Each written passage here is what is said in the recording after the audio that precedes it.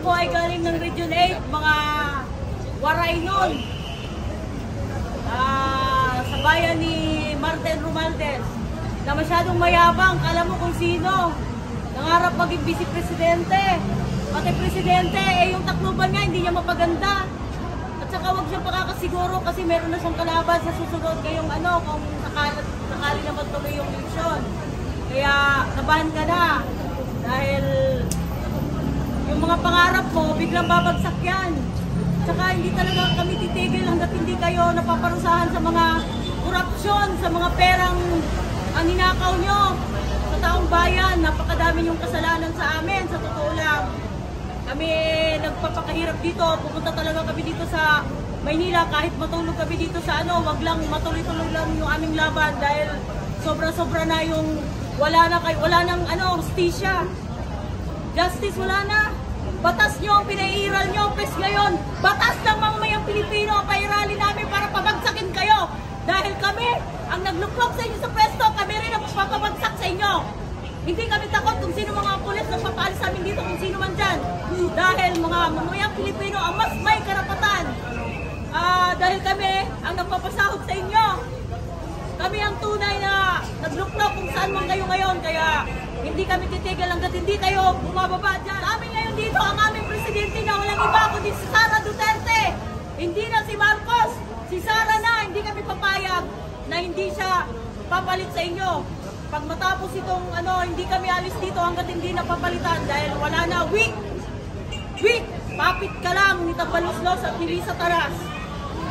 Ang dami ng hirap na hirap na. Ang dami na namang nababaliw. Mga mahihirap dahil hindi nakakain, dahil wala makain, dahil mahal ang mga bilihin.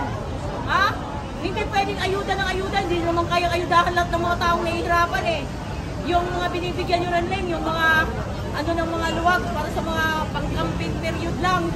Tapos ngayon, lahat maglalabasan kami, hindi kami aalis dito ng Maynila hanggat hindi kayo bumababa dyan. Magda kayo pag bumupo na yung aming bagong presidente. Walang iba, si Sara Duterte, bagong presidente. Diyan muna. Marami kasing nagsasabi. Hindi ka daw waray. Magwaray ka nga, manawagan ka sa mga tagaliti na huwag iboto si Tambaluslos. Maupay nga, mula pa iyong atanan. Adi kami mga taga-Region 8, nananawagan na iyo nga ayaw niyo buto Martin Romualdez, kay Urako Titunduro, Biratania Iroy. Ayaw na pag pinangarap pa, Romualdez, Martin Romualdez, kay dili ka na magdadaog. Kay tanan, tatabangan na mo ito na mong kandidato nga maperdi ka. Amo na ito. Sino yung kandidato mo sa 1st District? Ayun, yung pinakamalakas namin at pinaka-agila ng Region 8, walang iba, kundi si Tita Nene Amago Bacale. Yan ang tatalo sa'yo. May nagawa ba si Tambaluslos sa Leyte? Puro ayuda na hindi naman niya pera. Puro ayuda na galing naman sa nakaw mula sa kaban ng bayan. Ngayon, wala ka ng akap. Mamumulubi ka na dahil sisingilin ka ng mga inaayudahan mo. Ano pa? Ang balita ay sa survey, si Martin Romualdez ay bagsak sa survey sa pagiging kongresista at nangunguna si Ma'am Nene. Tama po ba yun? Tamang-tama po dahil sa totoo lang, wala namang may gusto na yan sa kanila sa Tacloban. Alam naman ng mga tao at saka hindi naman naniniwala ang mga tao sa mga fake news na pinararating nila na puro mga panira lang sa mga Duterte dahil alam naman nila kung sino yung tunay na mga tumulong sa Tacloban nung time na kailangan namin ng tulong. Walang iba kundi ang Duterte family.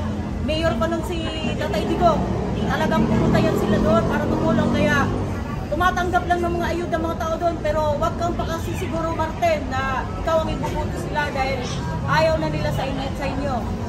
Saan ka ba? Tacloban ka? Tacloban? Marugo. Naanuhan din ng Yolanda yun. Opo, lahat apektado. Ano ang masasabi mo dito sa sinasabi ni Martin Romualdez nang unang tumulong daw sa Tacloban na apektuhan ng Yolanda ay Bicolano? Ay, hindi po totoo yan.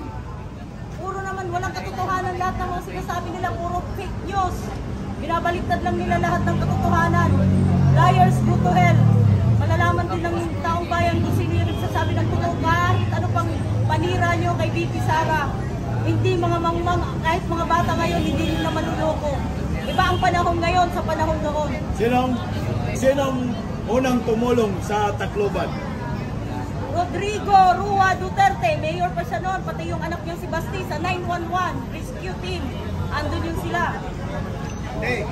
Anong masasabi mo doon kay VP Sara na binabatikos ngayon si VP Sara dahil po sa sinabi niya, hindi ako magpapatawad. Dahil sobra-sobra na, kumbaga ay napuno na yung salop. Kung sa abilidad lang... Karapat-dapat bang patawarin si Bongbong Marcos? Ay hindi, walang kapatawaran yung ginawa niya. Hindi kay VP lang, kundi sa mamayang Pilipino. Ngayon, si PBBM nagpatawag ng mga kongreso, fellowship, di ba? Fellowship? 200 congressmen pumunta doon sa Malacanang. Tapos itong mga kongresista na ito, nagpasa sila ng mandato na protektahan nila si PBBM na hindi raw mag-destabilize ang kanyang administrasyon. Anong masasabi mo doon? Kahapon, the other day yung nangyari, last Thursday. God is with us. Lalabas din ang katotohanan. At saka kahit kailan walang nanalong kasamaan laban sa kabutihan. Lahat yan may kumbaga nga yung gaba hindi magsaba. Saka kayang-kaya ni VP Sara yan. Kahit wala pang hindi naman namin tulong sa ama niya. Pero kasi sabi nga, mas magaling yung anak ko kesa sa akin. Yun lang ang tanda niyo. No turning back. No turning back. Ano masasabi mo doon sa meron pong pangatlong nag-file ng impeachment complaint? Pero hindi pa alam kung sino itong mga kongresista raw. Nag-file ng pangatlong impeachment complaint. It turns back to them. Babalik lahat sa kanila yung mga ginagawa nila ngayon, sa kanila din ang balik. So sa tingin mo, utos ito ng Tambaluslos? Sila yung naman talaga. Yes! Complaint. Utos yan ni Romualdez at saka ni Lisa Tanas. Huling mensahe para sa 1st District ng Leyte sa Waray.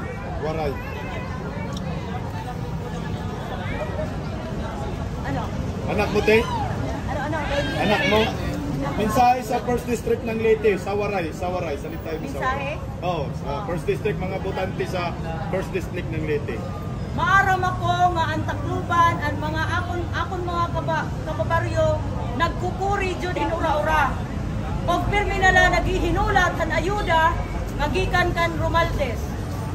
Sige la, karawatan na niyo, waray kita mahihimo kay waray man mga tarong nga trabaho.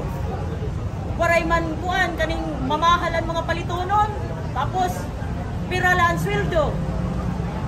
Antos lanay kita kay tanan man nga atong kakurian niya na naagihapon nito, diri tanang adlaw. Natuyok ang kalibutan ba? Naluluoy ako nga nakikita na ako nga ang mga tao nagpipinangarawat la waray man may himo kay waray na jud yung tao. Gusto nila nga mag pinanhatag lahira, mao pa yung takunta na natatagaan. Diri man. Mas dagan pa hinuon ang diri natatagaan, kontra ito nakakatagaan kay balik-balik na lang kay ira man lang mga tao ang papagtagaan. Mo gani nga pag unahuna kita, pag mata kita, kung nangangaturog ka mo, pag mata ka mo. Kay nakikita man ninyo ang sitwasyon nato karon kung unsa jud kalisod ang kinabuhi. Daghan na pud ang mga adik, daghan na pud ang mga pulubi, daghan na pud ang bubuang kay waray namang gikakaon tungod sa kamahalan mga palitonon. Mao nga pagmata na kita, pagburuklig kita, panggawas kita. Maraming salamat, Te. Mabuhay po kayo. Thank you so much po sa iyo. Mabuhay. Te, ano ni mong aran, Te? Ate mong aran? Lobelia, Afan. Afan. Carlos. Salamat.